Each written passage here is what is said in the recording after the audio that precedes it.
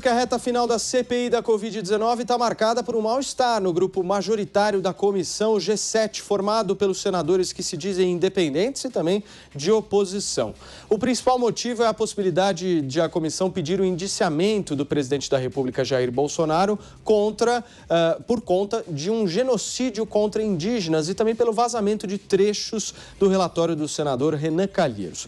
Com o vazamento, foram adiantados possíveis pedidos de indiciamentos por crimes que teriam sido cometidos por ministros, pelos filhos e também pelo presidente da República, Jair Bolsonaro. O presidente do colegiado, o senador Omar Aziz, anunciou o adiamento da leitura e da votação desse parecer. O texto do MDBista será lido na quarta-feira e votado na terça da semana que vem. A sessão de hoje foi destinada ao depoimento de familiares de vítimas da pandemia do novo coronavírus. Os depoentes pediram justiça às mais de 600 mil mortes causadas pelo coronavírus aqui no país. Vamos conversar então com quem veio de fora conversar com a gente, bater um papo. Fala Consta, ótima tarde para você, seja bem-vindo. Primeira vez que a gente faz aqui o programa juntos, nos estúdios da Panflix em São Paulo. E para explicar para a nossa audiência, vai ser votado, como a gente disse, na terça-feira que vem esse relatório. Deve ser aprovado. Mas o que eu quero saber de você, meu caro Rodrigo Constantino? Esse relatório vai para o Ministério Público. E aí, vai acontecer alguma coisa? Boa tarde, Paulo. Boa tarde a todos. Não deveria.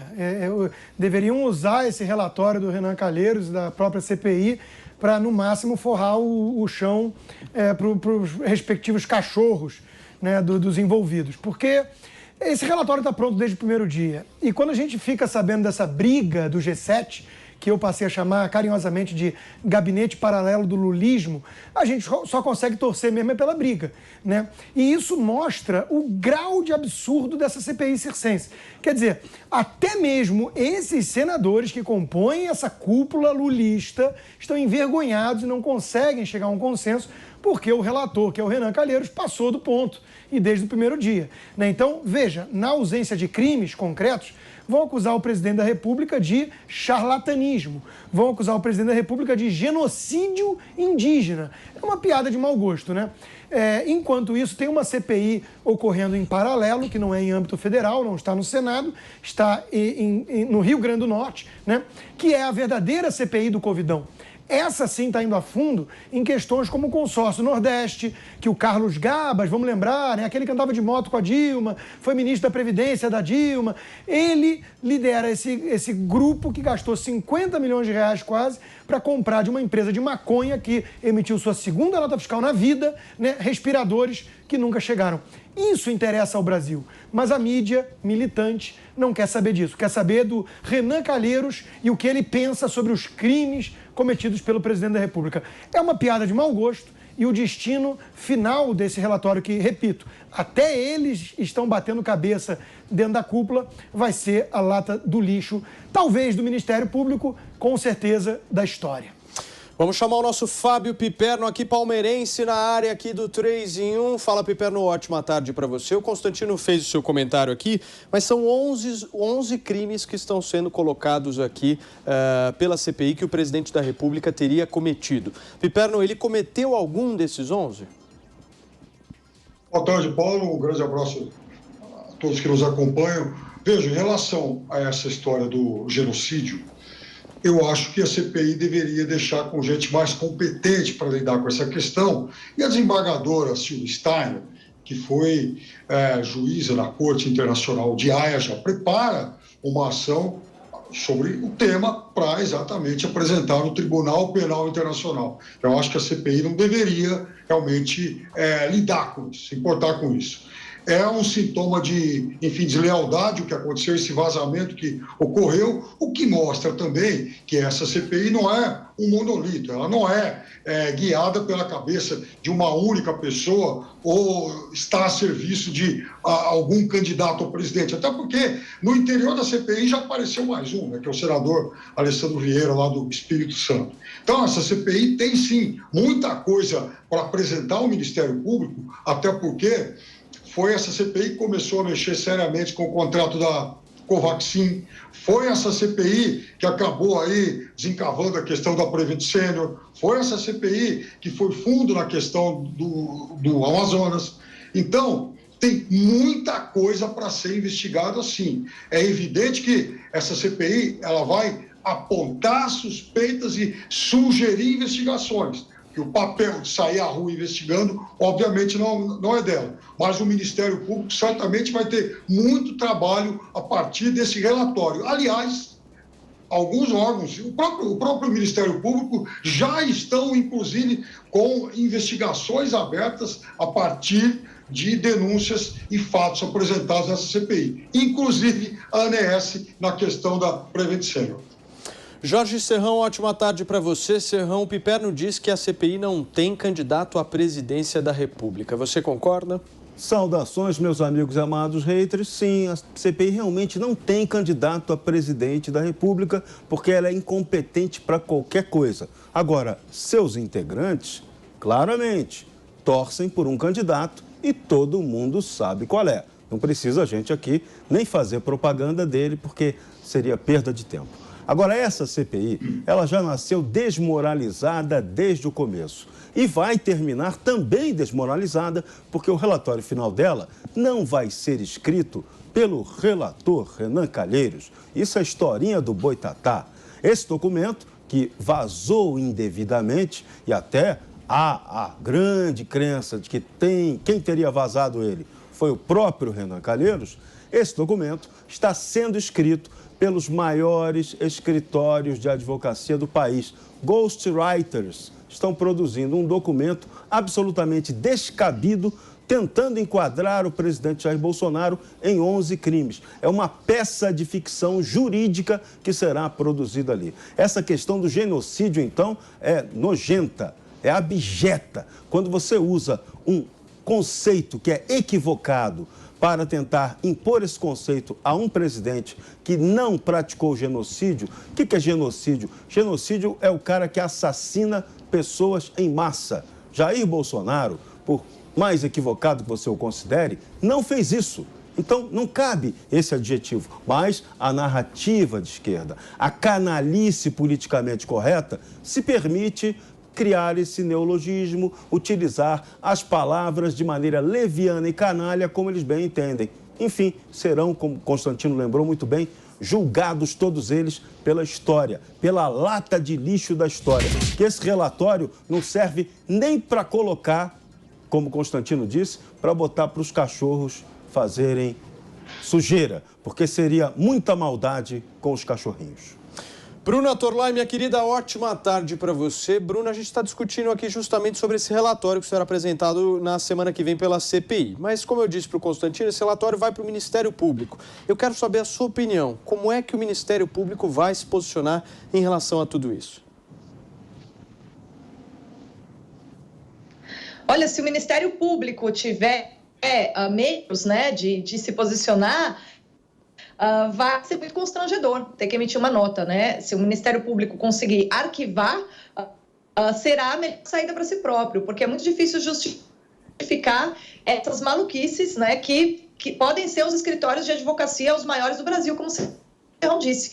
Mas eles passaram do ponto, né? Eu ia dizer, o Renan chutou o balde, né? Porque homicídio doloso, indiciamento de não investigados, tá? Isso é uma coisa gravíssima que tem no relatório. Genocídio contra indígena, charlatanismo, é chutar o balde. Se viesse do Renan Calheiros, poderia virar piada, porque o Renan Calheiros é um ótimo meme pronto para todos nós aqui no Brasil. Mas se isso vem de escritórios de advocacia sérios, nossa, isso vai colocar o Ministério... Bruna, vou pedir para a nossa produção arrumar o seu áudio. Daqui a pouquinho você retoma com o seu comentário. Ou consta, na avaliação do Piperno, o presidente tem que pagar por esses crimes. Como é que você vê isso? Eu vejo como uma torcida política de quem não gosta do presidente, o que é legítimo, porque, afinal de contas, ninguém é obrigado a gostar do presidente, ainda mais quem se identifica mais com o pensamento de esquerda, mas é uma forçação de barra, não tem outro nome, né? Você está tentando cavar crimes que teriam sido cometidos pelo Bolsonaro e que cá entre nós, né? De novo, eu dei o exemplo aqui do consórcio Nordeste. Lá é concreto, 48 milhões de reais para compra de respirador que não veio de empresa de maconha que emitiu sua segunda nota fiscal na vida.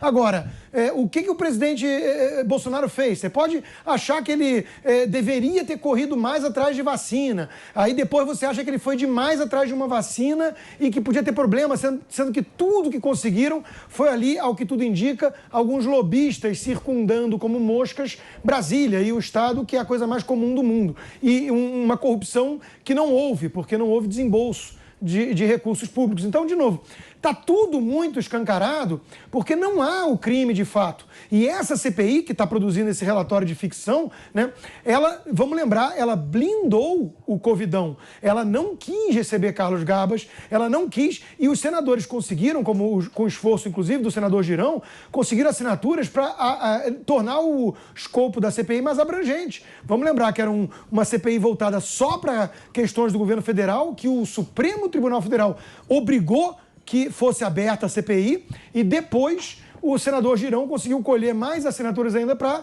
poder investigar tudo, inclusive aqueles estados e municípios que tiveram destino do recurso federal. Isso não aconteceu na CPI. Foi uma CPI que tratou de forma absolutamente abjeta médicos reconhecidos, que têm um trabalho aí de décadas na área, e tratou como voz da ciência impostores. Foi uma CPI que tratou empresários como criminosos do nada, só porque apoiam o governo. Então, de novo, é um circo de horrores. Eu acho, Paulo, e eu tenho dito isso com toda a tranquilidade do mundo, que essa CPI é um divisor de águas. Por quê? Porque é tão grosseiramente uma farsa que você consegue distinguir muito claramente quem é sério de quem não é sério. Quem está levando a sério esse relatório do Renan Calheiros, desculpa, mas não é sério. Deixa eu colocar o nosso Fábio Piperno aqui na tela para a gente. Piperno, quem leva esse relatório a sério não é sério? Não é sério. Por exemplo, quem levava a sério a compra da Covaxin, por exemplo, 1 bilhão e 600 milhões de reais, coisa que só não foi concretizada porque exatamente a CPI fez o escândalo todo. Gente que leva a sério, por exemplo, gasto de milhões e milhões e milhões de reais com o kit porcaria lá, que afinal já foi, enfim, desmoralizado o mundo afora. E o governo gastou muito dinheiro com isso aí.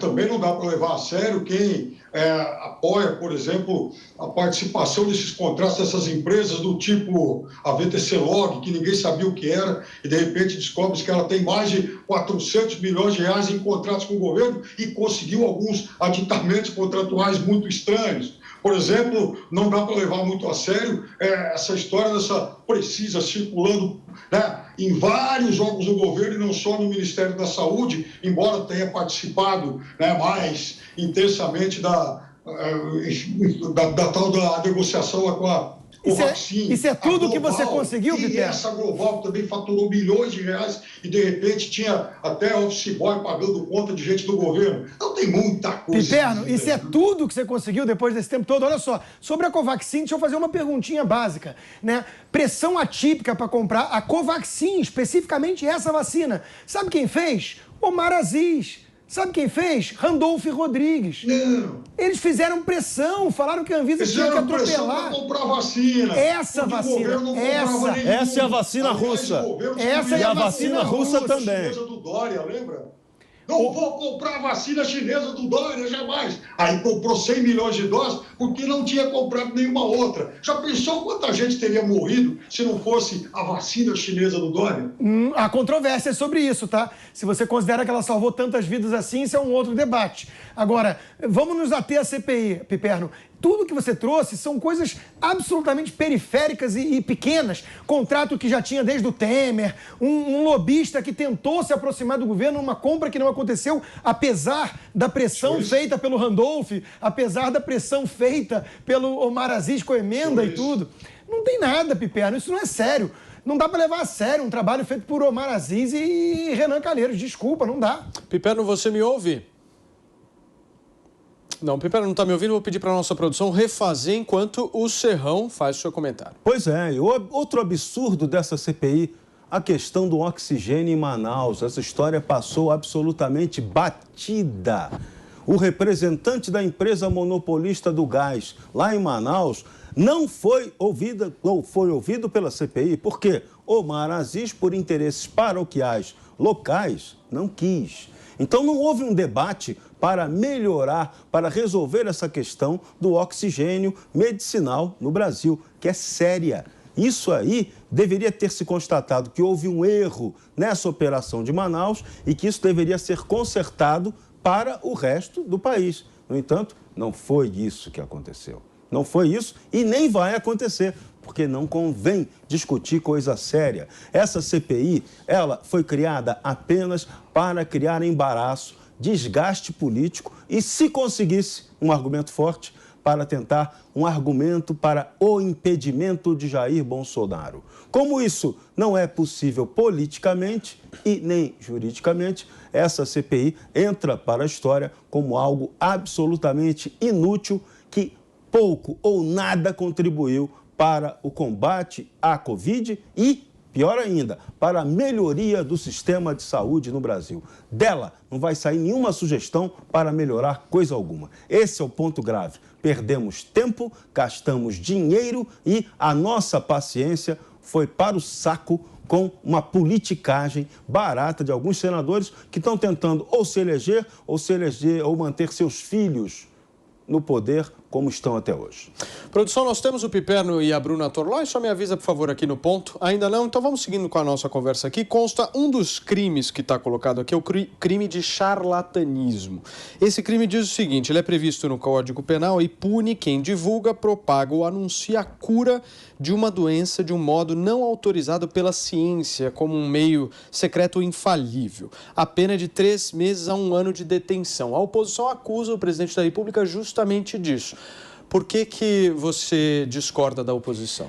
Porque se você for levar isso a sério, né, e eles estão falando isso com base num tratamento imediato, que muitos médicos no mundo inteiro adotaram de formas variadas e até hoje seguem, milhares de médicos no mundo todo, vocês estão chamando coisas experimentais na frente da batalha de charlatanismo. Aí eu vou dizer para vocês o seguinte, olha, historicamente falando, vários tratamentos que se mostraram depois robustos do ponto de vista científicos começaram exatamente assim. Por outro lado, Paulo, eu tenho inúmeros exemplos aqui de tratamentos que são propagados e utilizados até hoje e que se enquadram muito melhor nessa definição. Quer ver um exemplo? A homeopatia, que nunca aceitou fazer um teste duplo cego padrão ouro, como exigem para esses remédios aí, a ivermectina e tudo mais. Até porque 9 em cada 10 remédios que usamos em diversos tratamentos barra pesada, eles não têm esse selo de ouro, né? Ou então eu posso pensar em alguns médiums que fazem cirurgias em famosos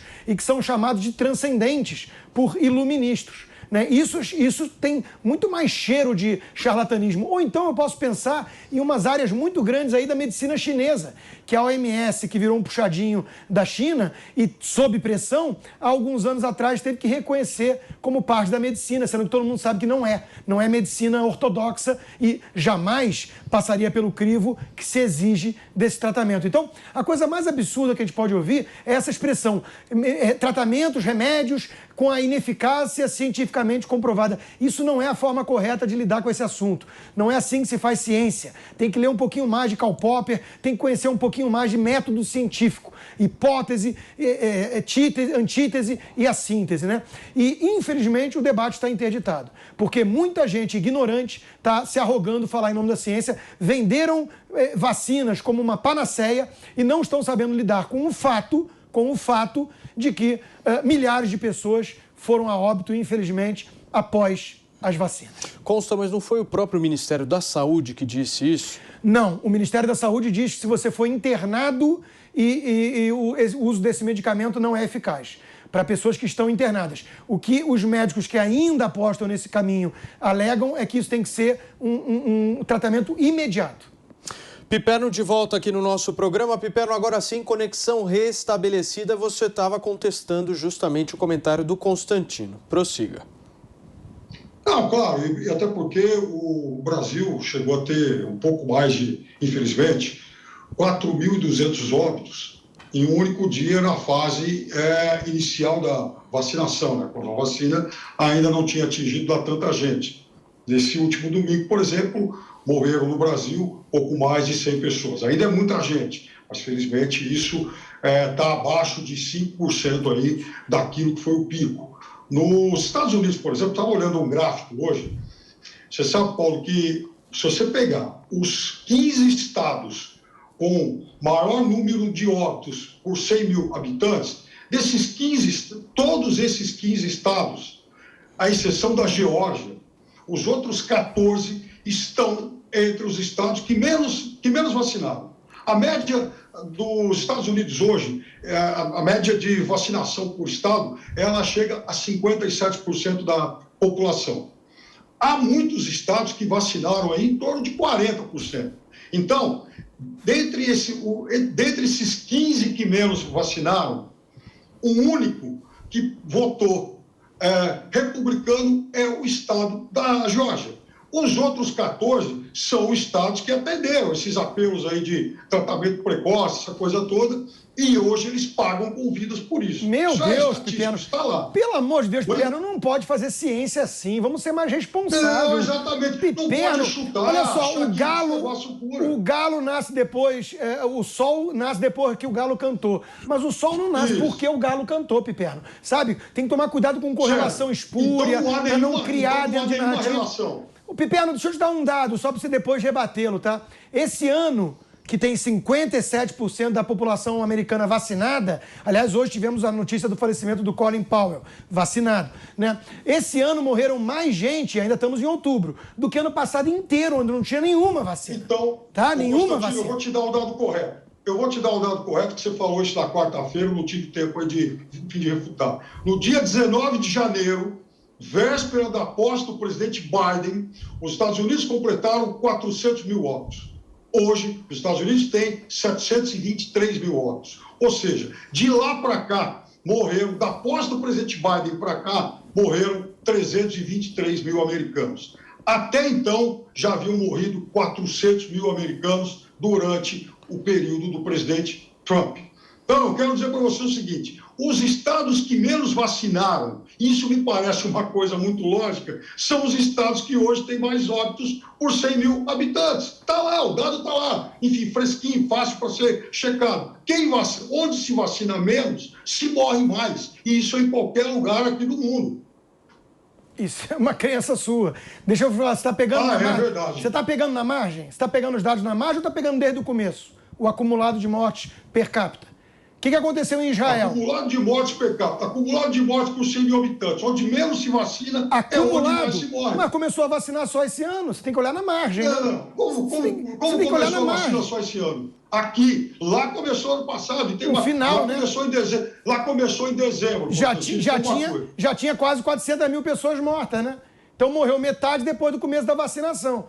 E mesmo assim, você está pegando o acumulado para fazer um cálculo em relação ao impacto da vacina na margem. Isso não faz sentido. Olha o exemplo de Israel. Você disse que você acabou de falar que morreu mais gente no período do presidente Biden. Eu estou dizendo para você que morreu mais gente enquanto o Trump era presidente. Claro que durante a maior parte do tempo não tinha vacina. Agora, também é evidente que quando se começou a vacinar, não começou a vacinar todo mundo junto de uma vez. Tá? Então, o dado mais importante disso é o seguinte, dos 15 estados onde mais se morre hoje, tirando a Geórgia, são os estados que menos vacinaram. Onde menos se vacina é onde mais se morre. Que mais se morre hoje ou que mais se morreu no acumulado, Piperno? Você tem que olhar na margem. O que aconteceu com Israel... O que aconteceu com Israel que foi tão elogiado? Mas no acumulado, qual é o sentido disso? Estou falando na margem. Olha só, quando começaram a cair os óbitos nos Estados Unidos, a imprensa em geral, você incluído, falaram que isso era graças à vacina. Que ali está exatamente como está acontecendo no Brasil hoje. Exatamente. Isso. Aí o que aconteceu depois? Morreram 4 mil pessoas em um dia, dá mais 100 e pouco. E o que aconteceu depois? Em Israel e nos Estados Unidos? Depois que vocês todos comemoraram que a queda era graças à vacina. O que aconteceu depois? Ô, Constantino, aconteceu que tem estado que não vacina mais. Não. O cara não quer mais vacinar. Decida-se, pelo amor de Deus, está morrendo gente vacinada, ô Piperno. Aqui no Brasil, ok, então vamos voltar ao nosso caso. O Brasil teve, em abril, um dia lá atrás, com 4.200... Mas isso não é assim que faz ciência. Meu Deus, você quer fazer ciência assim? Aí eu vou ter que conversar realmente sobre futebol. Vamos. Vem cá, Serrana, quando foi começar a vacinar, cantaram a bola lá que foi graças à vacina que foi a 0 os óbitos. Só que no ano passado, 2020, tinha ido a 0 também num mês. Você sabe que o vírus é cíclico, né? Você sabe que na Índia, por exemplo, está desabando as mortes e tem 16% da população vacinada. Mas por que vocês não falam da Índia? Então vamos falar da Índia, sim. A Índia, no começo, não tinha distanciamento social, não tinha uso de máscara. Então agora a culpa é... O negacionista lá não estava nem aí. Então, aí começou a Então agora eu entendi a ciência pipérnica. Eu entendi a ciência pipérnica agora. Antes morriam as pessoas por falta de vacina. Hoje morrem as pessoas, apesar de vacina, porque acabou o distanciamento social. Cuidados não farmacológicos é onde se morre menos. Muito bem, vamos continuar com a nossa discussão aqui. Voltando para o caso do Ministério Público, Bruno, agora sim, conexão reestabelecida contigo. Eu quero a sua opinião, até mudou de local aqui. Uma belíssima biblioteca para quem nos acompanha por imagens. Bruninho, eu quero saber o que o Ministério Público vai fazer com esse relatório. Olha, o Ministério Público vai ficar em maus lençóis, tá? Para se pronunciar sobre esse relatório, porque tem muitas coisas ali que são... Não é simplesmente ser de mau gosto, né? São coisas completamente equivocadas. Não é à toa que tenha acontecido essa briga aí entre o pessoal e o Aziz esteja achando ruim, tal.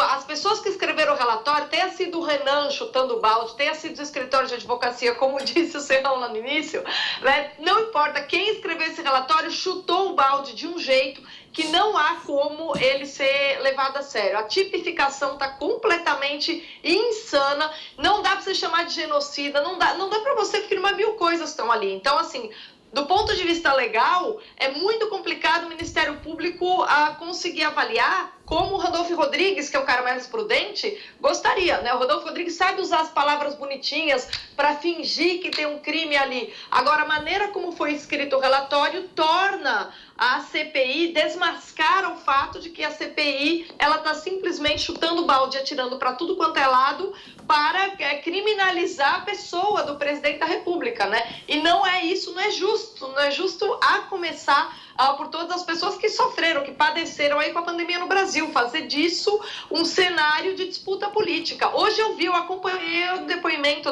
dos familiares, nossa, aquilo me embrulhou o estômago, porque eu falei assim, eu pensei, é muito difícil lidar com a morte. É natural que todos que tenham perdido pessoas na pandemia tenham raiva de todos os agentes políticos que cometeram erros. É natural, e foram muitos que cometeram erros, tá? Agora, você explorar isso politicamente numa CPI para obter vantagem para o seu candidato ou para os seus projetos de poder é de uma covardia absolutamente lastimável e desprezível. O que aconteceu hoje, a exploração do sentimento de cada um daqueles que perderam familiares, foi um negócio, assim, que essa CPI, ela mostra, né, o desprezo dos políticos pelo povo brasileiro. Infelizmente, não são todas as pessoas do povo que se percebem, né, que no máximo são usados como pano de chão ali para os projetos de cada um. Mas, infelizmente, ficou muito claro que é essa relação que esse Senado, pelo menos que esse grupo, tem com o povo brasileiro e com todos aqueles que padeceram da pandemia. É um desprezo total. O que importa ali é o palco para a disputa política entre eles. Não, Serrão, antes do intervalo comercial, a gente estava discutindo essa repercussão do relatório final da CPI da Covid-19.